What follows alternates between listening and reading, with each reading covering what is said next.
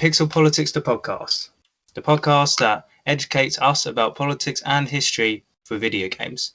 But sometimes we like to invite special guests on to talk about the good that they're doing for the video game community, including charities such as Special Effect. One of these people is Mark Saville from Special Effect. Thank you, Mark, for joining me. No problem at all. So, Mark, I wanted to just land you with an icebreaker question to start off. Do you play any video games at the moment? Well, it's a bit like working in a chocolate factory. You don't tend to gorge yourself on games. So at the moment, I'm just kind of mucking around on mobile games quite a lot. We've got actually one I am playing quite a lot. It's called Starbeard. I got into it because it's kind of one, Connect 3, one of the games, but the developers very kindly have offered to put a character in there, a skin based on one of the children we helped. So so it was great. So I sort of dived into the game thinking, great, I'll level up enough to earn myself this character, and it just got completely sucked in. So no, it's great. But no, it's the daughters tend to monopolize the machine, but but there's if we were at work, it's a weird thing that on a Friday afternoon at work, the therapists that are involved with us tend to sort of play games quite a lot, just to check them out and find out what's involved. So there is a lot of game playing going along where I work. Well, that's the thing, right? Especially with mobile games, they're super addictive. Yeah, and that's why I kind of keep away from them, because if I start playing a mobile game, I'm wasting hours and hours, and I'm not going to get any university work done or anything like that. yeah, that's the problem. But yeah, Mark, thank you for joining me. Can you tell the audience a bit about yourself, how you got involved in Special Effect, and perhaps about the charity itself? Yeah, sure. Charity, UK-based charity that help people with physical disabilities to play video games. So we've been around well over 10 years now. We're based in Oxfordshire, and in normal times we've got teams of specialist occupation therapists that where appropriate will go out all around the country visiting people in their own homes or hospitals or wherever they are, to help them play video games. And this can be any sort of disability, from cerebral palsy through to muscular dystrophy, spinal injury, all kinds of things. A lot of the people we see are quite severely, disabled. So we're having to produce quite complex setups, because every controller setup that we produce for them is custom built. It has to be, absolutely has to be. I mean, if you say, well, I want to produce a controller for people with cerebral palsy, that's going to be really difficult, because cerebral palsy presents in so many different ways, in so many different severities and levels, that you couldn't sort of just do one control. So people come to us and say, look, I've got, say, muscular dystrophy. My fingers are now quite weak. I could just about hold a controller, but I can't press the buttons, the trigger buttons at the back. And I want to play X, Y, and Z games. Those are my favorites. Can you help? So we'll do our research. We'll find out ways which that might be possible. We'll go and see them, and then we'll work with them with all kinds of equipment just to see what solution works for them. Match, mix, modify. And it might be that if it's somebody who's maybe lost a limb, just the right one-handed controller is correct. You wouldn't believe so many people waste so many hundreds of pounds on the wrong one-handed controllers, and they get so disillusioned. So that's one of, we're there to help with obvious things like that. But it's also, when we go to see people with disability who want to play games, the therapist will really sort of focus down on what's important, and sometimes it comes down to a matter of millimeters of movement, especially with people with say muscular dystrophy, who've got very, very small, very, very weak movements. So we'll connect switches and buttons and joysticks up to their chins, their heads, their legs, their arms, wherever they've got controllable movement that's right for them and is comfortable for them. And then we'll sort of we'll lend mounting equipment and adapters, and to make sure that that they can game as comfortably and as to the best of their abilities as long as possible. And that's what we do. So we don't charge for what we do, and it's a lifelong service as well. So if needs change, if the gaming needs change, we'll go back again, and we're always on the end of a phone or an email for people. So it's essentially, we just do whatever we can to give people the magic of games. So how do you actually go about the whole process? Do you have a team of say engineers who come and try to modify the controller? Because I can imagine that, or the controllers, because I can imagine that would be quite a tough process. I think when we started, we used to do a lot more modifications than we do now. There's several reasons for that. I think because we lend out the kit that we've got, what we try to do is give people a solution which is as easy to replace if it goes wrong as possible. If we've spent a lot of time modifying a controller with separate buttons and switches and special buttons and switches, then if that goes wrong, we've got to do the whole thing again. Whereas if there's a way of doing that, maybe with a couple of extra components, but at least you can buy them off a shelf, then if they do go wrong, we can diagnose that and say, oh, you tighten 2 adapters probably on the blink, just get yourself another one, that's fine. So it really is a mixture. I mean, and the amount of technology, the amount of available ways of getting around things is absolutely huge, and that's one of the reasons people come to us, because they'll say, look, I'm aware that there is stuff out there, like the Microsoft, the Xbox adapter controller, which is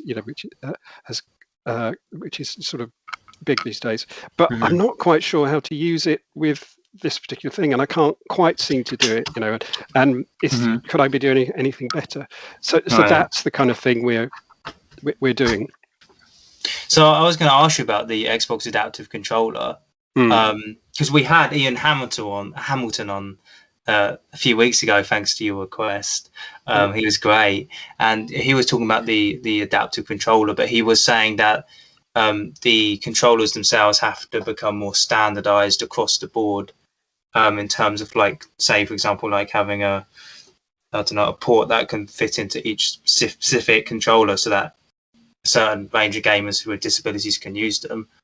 In terms of the Xbox accessibility controller, do you think that it's a great step in the right direction for the big console manufacturers? And do you think other console manufacturers can do more? Well, I think the real advantage of the Microsoft Accessible Controller is that it's a first-party solution. So that it's clued into what's happening in the console. It links in very, very closely with that, and that has kind of made our job in some ways, in certain situations, a lot easier, because before that was available, there were other solutions around, but they were sort of third-party ones, and you were relying on the reliability of those. And if they went wrong, and they wouldn't necessarily, you wouldn't be able to just get one straight off the shelf. You might have to go across to America or wherever they're manufactured. So in terms of convenience, it's been really great, as well as the Logitech range of switches that go with it. It's great to have those with those as well, as tools. So I think it's a great step in the right direction for us in terms of the work we do. Because the Xbox controller is fantastic. But then I look at other companies such as Nintendo, and they've still got definite work to do, right? In terms of like taking the Joy-Cons off and waving them about as motion control. A lot of people can't do that, can they? Or even if they're just using the thumbsticks, I don't think there's really great accessibility options on Nintendo consoles as such, or as much, I guess. It's we were, I think there was a bit of a thing on Twitter a while ago saying that the new PlayStation doesn't work with the Microsoft Accessible Controller, and but actually there is a way around it. And we're actually putting a little video out on our Games Access site soon to actually explain how people can do that. So, and you can use use the accessible controller to from with a Nintendo Switch as well. So it's well, actually, there's a great example. Actually, we're putting out. There's a guy with muscular dystrophy who will be helping, and he lost the ability because of these weak hands to use his PlayStation. So he had to standard controller. So he was reverting to just the Joy-Cons because they were tiny and he could actually move them with his fingers. Now, the problem with that was that he had one in one hand on a wheelchair armrest and the other sort of down in his lap balanced on a pillow. And it took loads of positioning, loads of time to get it. And then suddenly it would slip. And so it was gaming was ultimately a frustrating experience for him. It was limited and it was frustrating. This is nothing against the Switch. It's just kind of so he got in touch with us and said, "Look, is there any way I can improve this?" So we went along and we set him up with I think a loan setup that's now got a chin joystick. He's got another small joystick in his right hand. He's got another little switch in his left. He's using his feet because he can move his toes inwards. So that means we can put a couple of switches inside, inside, and then bang, he's got 2 extra controls. That's amazing. There. And this is what our therapists do. I've watched them at assessments, sort of manipulate arms and legs and go, what about that? Can you move this now? No. What about now? Oh yeah, there's a couple of millimeters of movement there. Let's get a switch under there. There you go. You've got a fire button. So it really is. This is why it has to be custom. This is why there's no one size fits all. And going back to that guy, and now not only is he able to play his Nintendo Switch a lot more comfortably for a lot longer and a lot more comprehensively, he's also now through the XSE able to get back on his PlayStation again. so it's it's a double win. And again, it's great to keep in touch with him, and he's already looking to expand his gaming choices, and we'll be working with him to see how we can do that if he needs more controls. So it's a case of just sitting down and literally getting the thinking cap on and examining all possible opportunities. So you try to not let either the console or the technology be the barrier. You're looking at the person and their what they can do. And I tell you, Jack, the people we work with, they're incredible. I take my hat off to them. They are so that they'll just go at it until they get it right. It's brilliant. It's absolutely fantastic. They sound fantastic. I love that. Honestly, it's just the amount of solutions that you're just telling me in terms of they're just coming up with while they go and assess people with disabilities is phenomenal. It really is. Well, it's not just that actually, because I've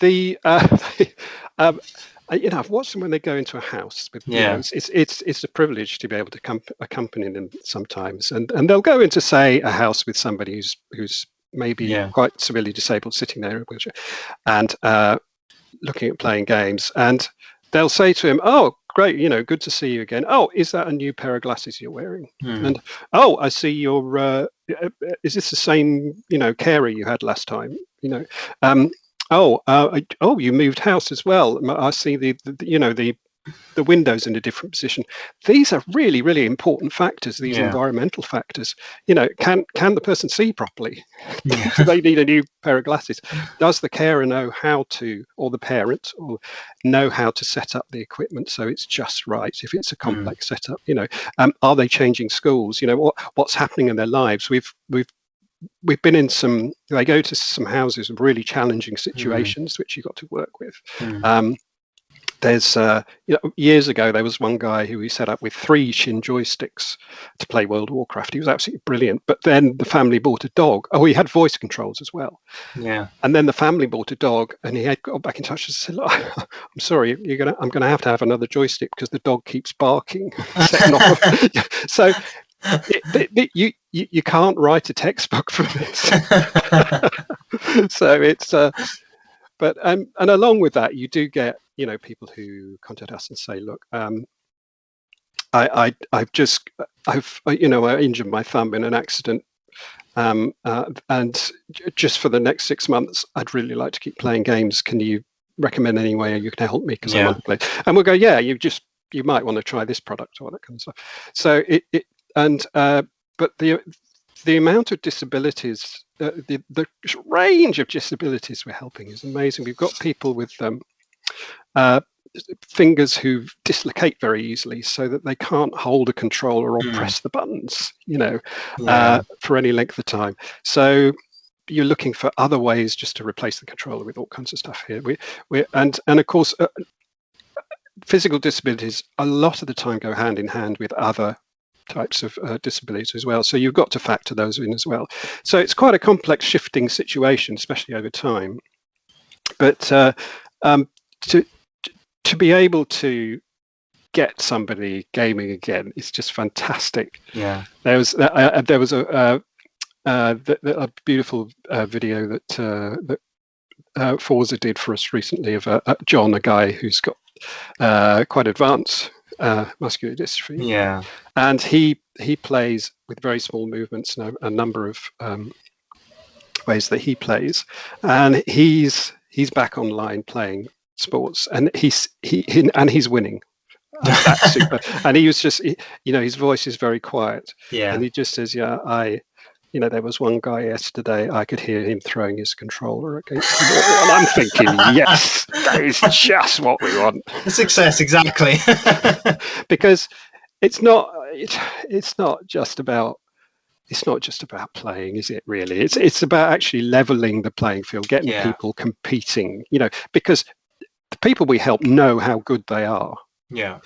The frustration is that you know, they're limited by the equipment and if we could actually tweak and transform, modify that equipment so it really gets the best out of their abilities, then they can shine. And that it doesn't just mean they're playing well. It's in terms of self-esteem. They're thinking, this is, you know, they can go out and prove this is what I can do in the gaming world, in the gaming communities, you know. And you've seen it time and time again with people like Broly Legs, who games with his chin, you know, and he's top level gamer. There's some fantastic, really, really talented gamers out there, and what we want to do is just make sure we can make them shine. Yeah, exactly, and it improves their quality of life as well, doesn't it? Yeah, and brings families together and brings them together with their friends, so they can game with their friends or they can game with their family, or you know, their whole quality of life at home or wherever just improves just by what you're doing. And that's just amazing. It really is. In terms of you talk about all the different equipment and the different options available, and the people going out to assess disabled people in terms of accessibility. You've talked about all of this, and you've said that there's like databases. Can you tell us a bit about them, the Game Access and database? Yeah, well, essentially, you know, we've been working for years with people with physical disabilities, and there's quite a lot of knowledge that we built up there of tips and techniques and various products to do various things, and we want to share that with the world so that, you know, it makes it, you know, it's to have a worldwide impact. And one of the ways we're doing it is through our gameaccess.info website, where, you know, there's a lot of sort of videos on access controls within games, and lots of rundown of various bits of equipment. So that's kind of the technical bit, technical side of getting the message and getting the help out there. And it's also, we've got a dev kit that we're working on at the moment, which is going to be released really soon, which is again going to hopefully, you know, be available to help developers to make their games more accessible at source. Because you know, that's, if you could do that, you know, you're 1-0 up. Yeah, exactly. Because I was going to ask you, are you working with game developers? Because for example, The Last of Us Part 2 had great accessibility options, and we talked about that previously in one of the other podcasts, setting sort of the kind of the standard of what AAA games should do for accessibility. But there's a long way to go, right? So those dev kits are helping developers to make the games more accessible, I guess. Yeah, I mean, and it all depends on your definition of accessibility as well. Really, I mean, we look at the physical side of things, but obviously, you know, you've got visual disabilities, you've got hearing disabilities, and you know, color blindness. You know, it's you know, there's a whole gamut of ways in which people might not get the best experience that they could do through a standard control setup or a standard game. And you know, it's nice that it's good that, you know, developers, it is a bit higher on the radar now with a lot of developers, and they're thinking about this. And yes, we do work with several developers. We offer our advice, you know, people like Rare, and it's we're working with quite a few others, but they're under NDA at the moment. Of course. But and it's just nice to be able to be there and not because people think that you know, oh, it ticks our box to get special effect involved, because that's not what we're there for, to tick people's boxes. We're actually there to actually provide genuine help. Yeah, exactly. In the best possible way, and it's really great when we can, and when we are asked, you know, to do it that way, because I think our CEO summed it up beautifully the other day. He said we're catalysts for change, not campaigners for change, and I think that is absolutely 100%, because we do get asked, look, oh, why, you know, this game isn't accessible, or why, you know, should you sort of be sign this petition against this? And we're saying, well, you know, thanks for offering that, but actually we're 100% committed to our core work, which is actually sort of the mechanics of helping people with physical disabilities to play games. Exactly. And that, you know, and to come back to your question, I mean, yes, the worldwide influence we're looking at again through the things like our iMind software, where you can control Minecraft just using your eyes. You know, it's just so wonderful. Within 24 hours, I tell you, when that came out, the first version of that came out a couple of years ago. There was a video came through of a little lad in Japan in a wheelchair who could only use his eyes, and the smile on his face playing, you know, Minecraft with his eyes. And we were in tears in the office. We were just like, yes, this is brilliant. You know, this was something we sort of developed for a specific, not necessarily for a specific person, but it was the right thing to do. And now look, you've got people all over the world benefiting from it, and that's really, you know, that's what makes us tick. Exactly, and it's through the power of the internet and the ability to be able to share all of this knowledge online. It's allowed so many people to access it and connect with it and use it. Has this changed during coronavirus in terms of you being able to go out and see people? I'm guessing it has. And how has your business model kind of shifted? Yeah, you're right. It has, and we transitioned across when oh goodness, it was this time last year. Yeah, I think today was the last day we were in the office. Well, people say March lasts forever, isn't it? Like March is April, March is May, March is May. So yeah, exactly a year ago today, we had to stop visiting people, and we transitioned across to remote assessments. Which again was a bit of a journey into the unknown, but it's worked out really well, and I think that's because the therapy teams obviously are putting even more care and attention into the preparation and making sure they're asking just the right questions, and we've managed to help just as many people. And yes, it's not quite the same as being with somebody, because you can kind of pick up bits and pieces which you wouldn't necessarily do over a Zoom call. So some things might take a slightly longer or an extra call, but generally it's working out really well. And so we're really, really relieved that that's been the case, and all credit to the teams for doing that. So what's the difference? So the teams still go in, or no? They essentially we still get the inquiries in. People still ask for our help, but instead of us visiting them physically, we set up Zoom calls. And it's generally a series of Zoom calls. So we'll they'll have one just to sort of fact find, and then maybe another once they've gone back with to find a bit more information. Then, based on that information and working with people or their parents and their carers, they'll send out a loan kit of equipment they think might work, and then again another call to get feedback if there's any bits need replacing or any bits need changing or adjusting. So it's an ongoing iterative process, really. It always surprises me how organizations adapt around the circumstance of the pandemic, something that no one's really encountered before in the modern age. The adaptation is great, and the ability to be able to adapt around the whole situation just always takes me back a bit. I wanted to ask you about sort of the history of say accessibility. Has the new console iterations made it easier to adapt, say, hardware around them, or has it kind of the same?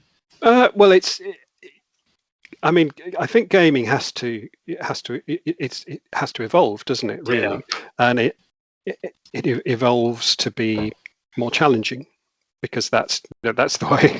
That's the way games are. It's the top games are, and obviously with that you've got better graphics, you've got more beautiful scenery, you've got the storylines are more involved.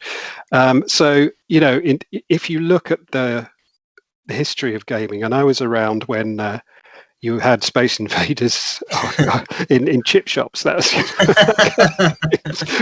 when you put your old 10p in, and pubs with glass top tables with great stuff. So and when you look at it now, when you look at what was I playing the first Lara Croft the other day, and I was thinking, goodness me, we used to sort of just think this was the best thing since sliced bread in terms of graphics, and of course for in those days it was absolutely superb, and the adventure, and now you look at the current games today. But so I think there's progression, and obviously the amount of control needed for some of the complex games has increased. Our job is just to keep up with it, really. Where our job isn't to say to game developers, no, stop doing this. Don't implement that feature. We're our job is to, I kind of hope that we can inspire developers enough that when they're actually looking into this stuff, that right at the start to think, why don't we consider that, or provide an alternative way to doing that, or making sure that people can do it this way. So it's not a question that really does influence us too much.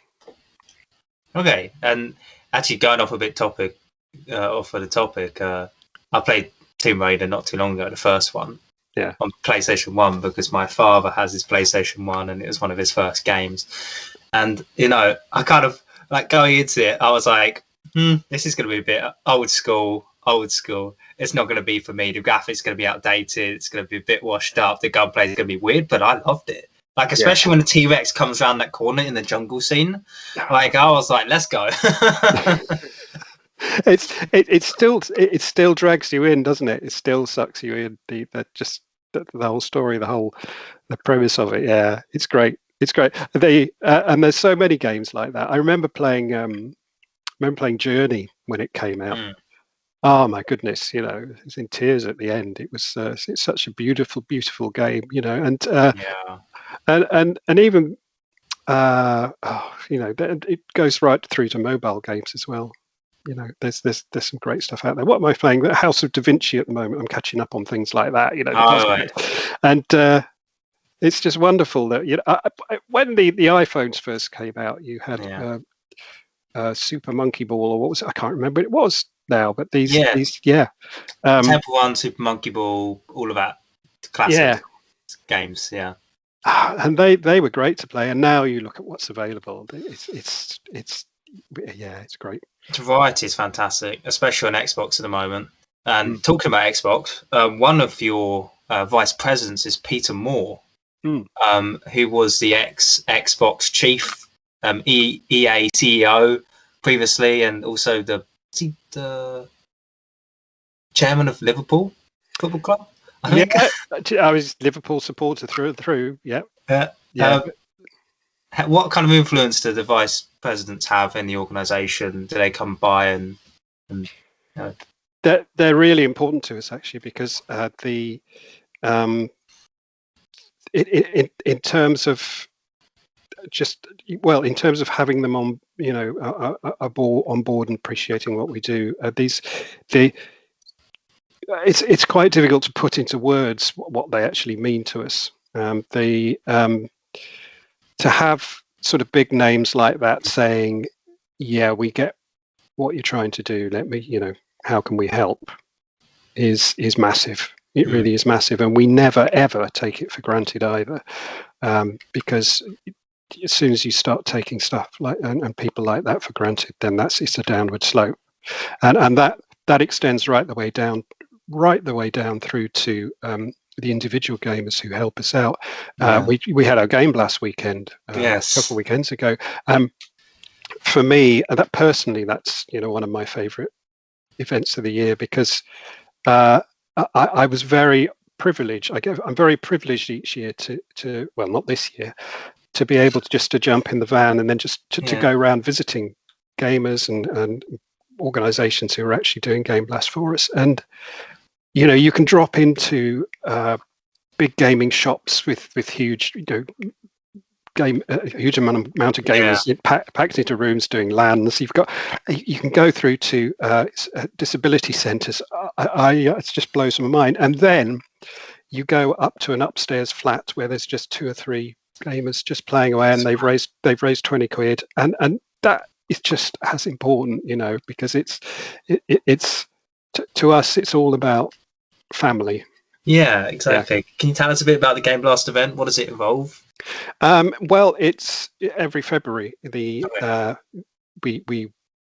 ask gamers and gaming organizations, gaming communities, just to play games or do something game related for us over the weekend, last weekend in February. And so it's a bit like a Children in Need for Gamers, really.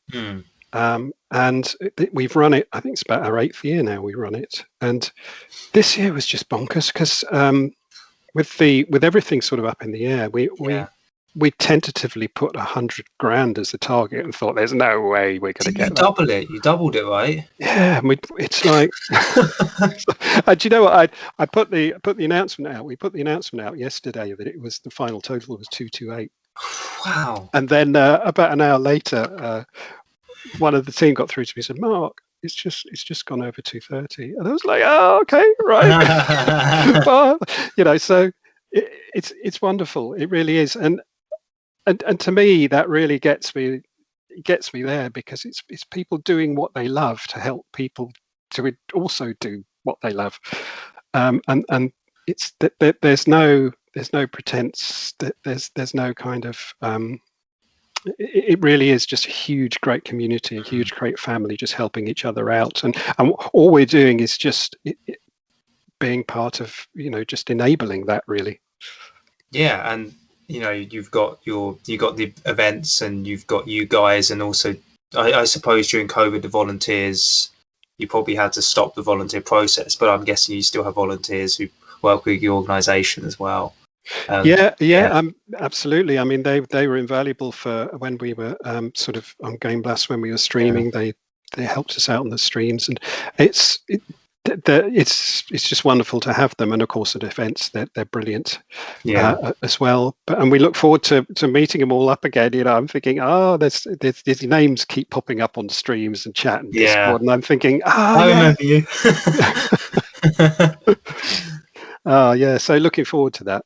So what kind of events have you got coming up? Any future announcements or anything you want the viewers to be aware of? Well, at the moment it's still a bit up in the air, isn't it, about physical events. I think Comic-Con Wales we were talking about.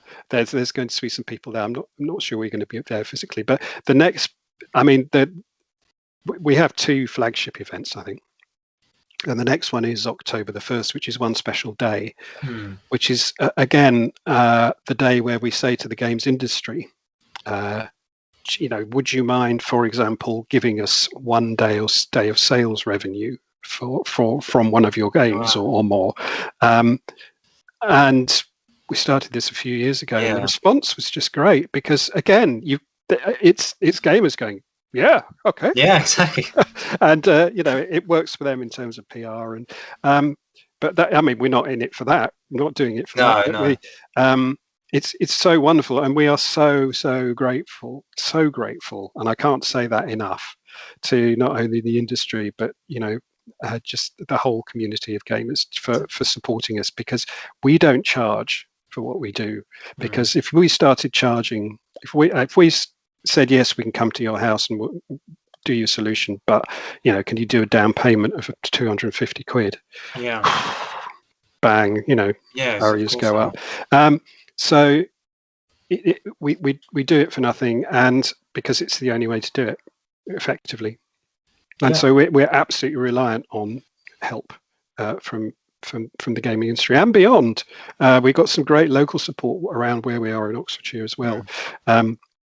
Things like the Twin Town Banger Rally Challenge. We get about 100 cars together. It would take a trundle over to France and have a great time over there. And it's such a wonderful event. There's like 400 or 500 people doing that.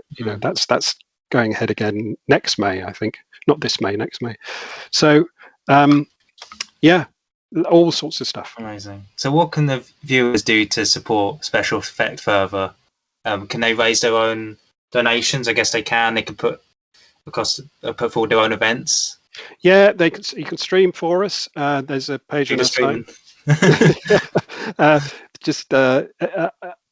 And set up a Just Giving page. Actually, Just Giving and Tiltify have made this a lot easier recently, and they have instructions on how to do it.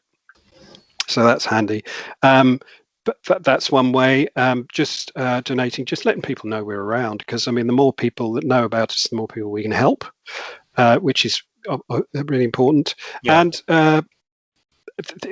we've got. And also things like virtual events. We've got a quite exciting thing we're going to announce in a couple of weeks. A new virtual challenge. I know virtual challenges may not be all the rage once we come out of lockdown, but I think gamers are really going to like this one. So watch this space. Awesome, thank you so much. But Mark, it's been a pleasure to have you on. I think I'm going to do a stream for Special Effects soon. Actually, it'll be fantastic. Hopefully, you raise a bit of money. It'd be great. But thank you. It's been a pleasure.